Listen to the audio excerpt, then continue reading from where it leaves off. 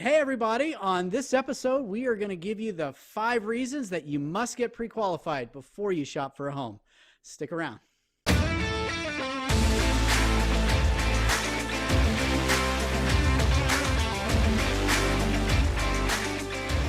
Hey everybody, welcome back to the show. It's Real Talk with Jay and Brian, and we're here today talking about pre-qualifications and what a crazy time it is in the market. It's so crazy. Things are moving so fast, and buyers have to be moving extremely fast when it comes to making an offer. So there's a tendency to maybe speed up through the pre-qualification process. But today we're going to give you the top 5 reasons why that is a bad idea, why you really need to get a complete pre-qualification before you get out there and shop for a home.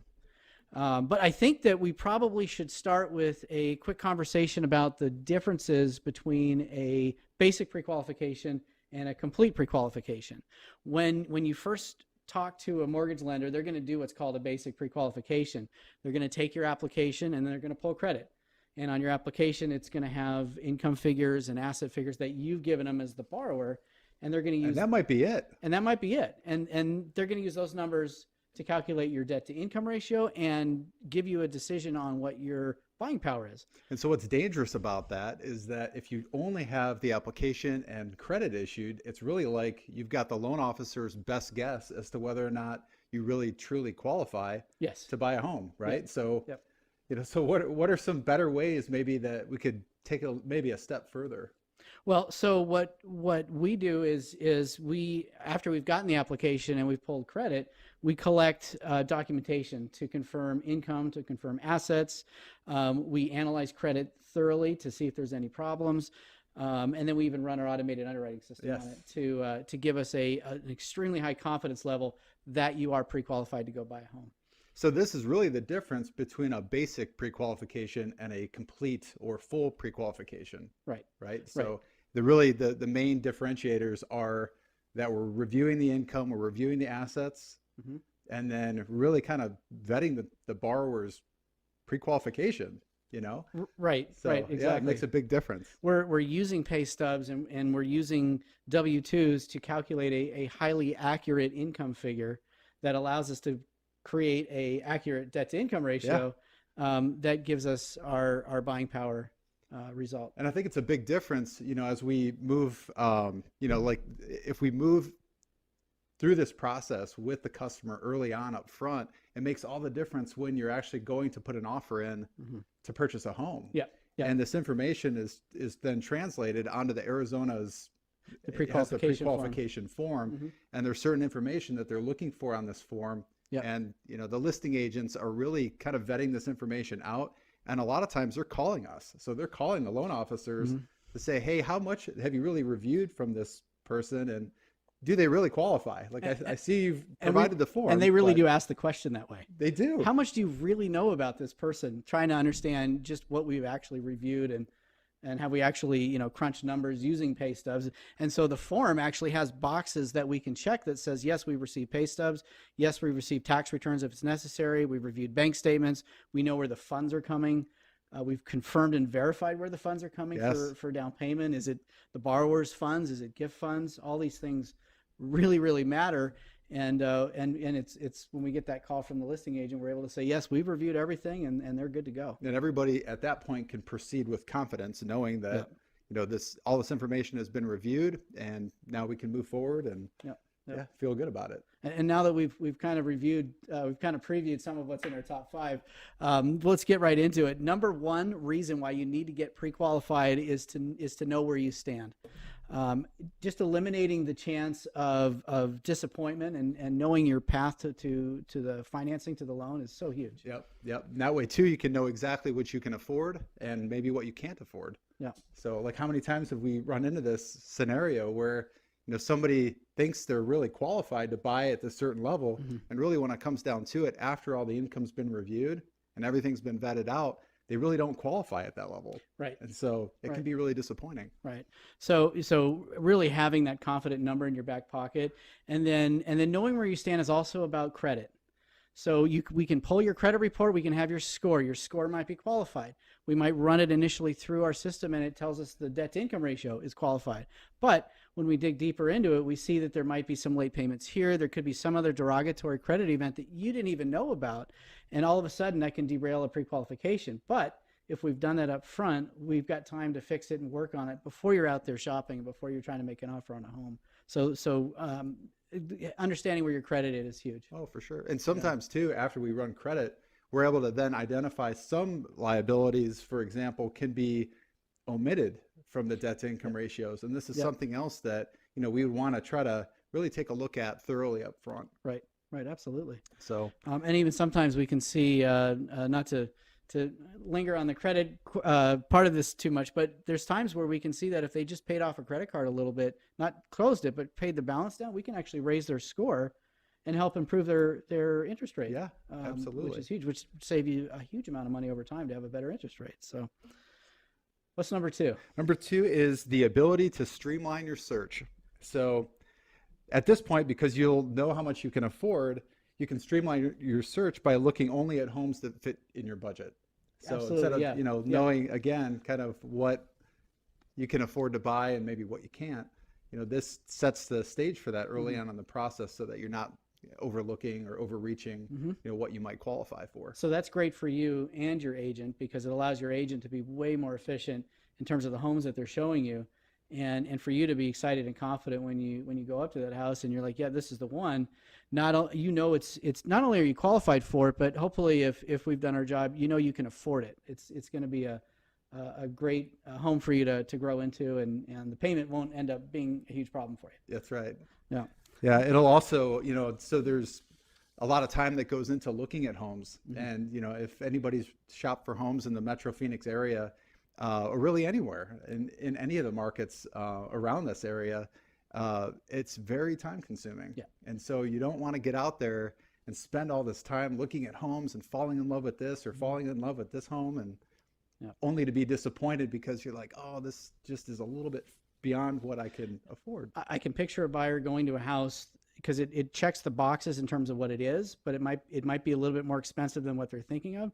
And it turns out that they can't qualify for it. Or when we run the numbers for them, it's like, oh, wait a minute, that payment's a lot, and you kind of get yourself stuck. We've also run into challenges with this in as far as the debt to income ratios when it comes to condominiums. And we look at, when you're looking at the overall cost and how the condominiums a lot of times have associations and things like that. Very high association fees. Yes. Yeah. High association fees. 3-4 times what a single family residence can be. So it's good to know, where you fit into that, equation with debt to income ratios. And if you're looking at a condo that's got, maybe higher HOAs than a standard single family residence. Yep, But absolutely. You don't want to, time is precious, so you don't want to waste time. It's huge. Yeah. Time is best spent when you know exactly what you qualify for going into it. Especially in this market where if you're lucky enough to be the first one to the plate, there's probably going to be 10 offers behind it by tomorrow. So it's super important. Yeah. So number 3 on our list of why you must get pre-qualified before you shop for a home is that you'll be taken a lot more seriously by the sellers and their agents. Yes, absolutely. When you present a pre-qualification form that actually has those boxes checked, it says, hey, my lender has looked at and reviewed my income documents, my asset documents. They know where the funds are coming to put down. They've really, really vetted this out thoroughly. Much more likely to get your offer accepted. Yeah. And just having that, knowing that buying power and knowing, I think the listing agents too, they can sense the confidence in the conversation. And I think if the loan officers are hesitant to take those phone calls, you can only kind of arrive at one conclusion, I think, as a listing agent. That's a good point. I didn't think it's like, well, this guy's not calling me back. This gal's not returning my calls or texts or emails. I don't know if I'm feeling so good about this offer. Yeah. And they pass right over. And I mean, how many times has it happened that, we've reached out, we've talked to the listing agent, we've communicated the confidence of the pre-qualification, really kind of lift up the borrower that we're representing on our end. And it's, we've heard so many times where they're like, oh, thank you so much. You're the only person that's called. You're the only person that's reached out. You're the only loan officer that I've heard from on all these offers. And we've got, 30 offers to go through, between now and, Wednesday or something like that. So yeah, it makes a big difference to be able to kind of reach out to them and communicate this with confidence. So Yeah, especially makes a big difference. Especially if you answer the call right away and it's the listing agent looking for some more detail in terms of the qualification of the borrower, and you're right there and you answered the phone and give them a good confident answer. It's huge. Yep. Makes And a it's huge difficult difference. for us, on the other side of it, to actually feel that confident about it unless we've reviewed all this information, or unless we've received all this information. And sometimes we need even a little bit more information to really make the pre-qualification complete, Yeah. To the fullest extent. Yeah. So it's really important. Yeah, especially if you really care about doing a complete pre-qualification, it's going to come through. If you haven't, you're gonna tip them off that you're not too sure about it. So right.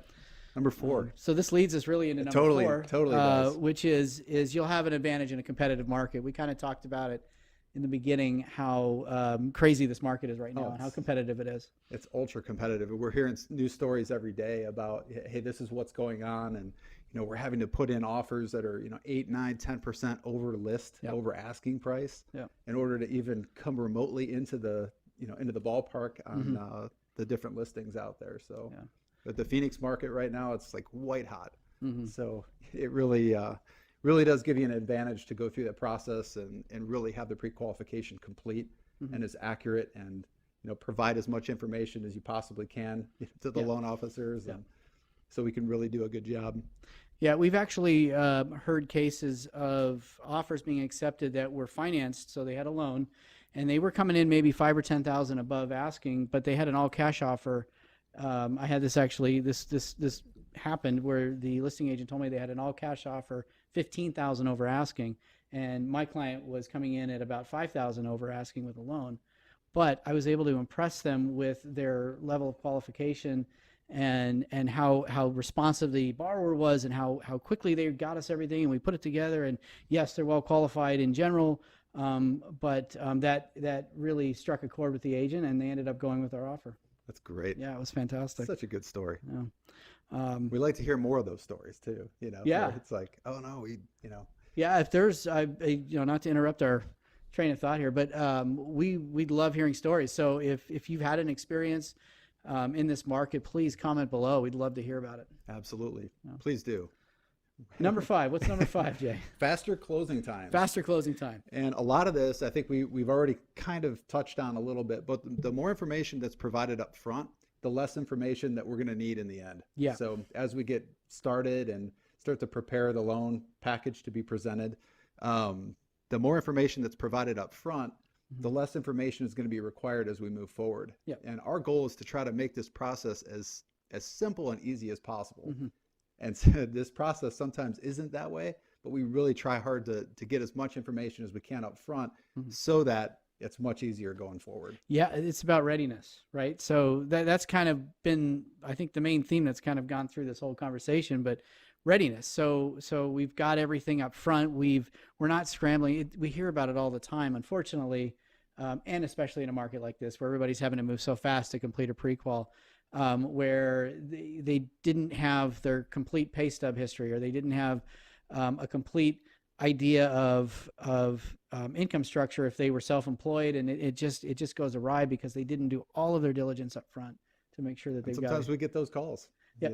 And then we're trying to pick up the pieces and scramble to try to put everything together, and it's challenging. But when we've got everything up front, we get the contract in, and we get to go right into processing, and we kind of call it the heavy lifting. So if we can do the heavy lifting up front, it makes it a lot easier as we go through the process. And So we get it. Everybody is anxious. People want to buy a home, and it's very exciting to buy a home, and it just can be a really sort of dizzy period when you're going through a pre-qual and shopping for a home, but you gotta be patient. Even in a crazy market like this, you've got to get a complete pre-qualification. Make sure a lender is absolutely behind you when you go to make an offer, and you'll have a lot more success. And if they're not asking you for these things and they're not doing a complete pre-qualification, you almost want to ask why. Almost like think to yourself, ask why. Why are they not asking for this information now? How would they know that I'm really qualified at this point if I haven't provided this information up front? So, the more information you can provide up front, if they're not asking those questions, I would absolutely ask back hey, you know, don't we need this or don't we need that? You know, don't we need to take a look at credit and income and Right, because that's in your best interest, right? Yep. It's in everybody's best interest to know where they stand and absolutely have a confidence level that there is a loan waiting for them when they go under contract. Yep. Yep. So important. Yeah, absolutely. But any questions or comments, please leave them below. If you're watching on YouTube, please smash that thumbs up button. It'll let you know you liked it. Share your stories. Share your stories. We'd like to hear. Let us know what you want us to talk about. That's really awesome when we hear from you on that.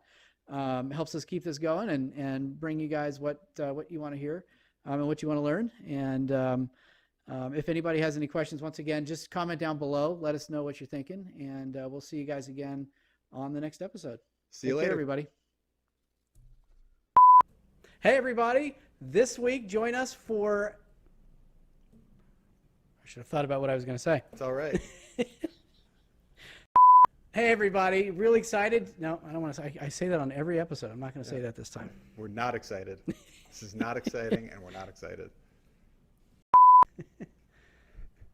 Hey, everybody. On our upcoming episode, Real Talk with Brian and I Jay. ruined it. I'm laughing. We're getting some good bloopers out of this. That's good. Okay, go ahead. Try it again. Welcome back to the show, Jay. Welcome back to the show, Brian. Wait, what was my next line? I forgot my next line. Are we even recording still? Are we on the air? I think so. Are we on there? I think we are. Okay. Okay.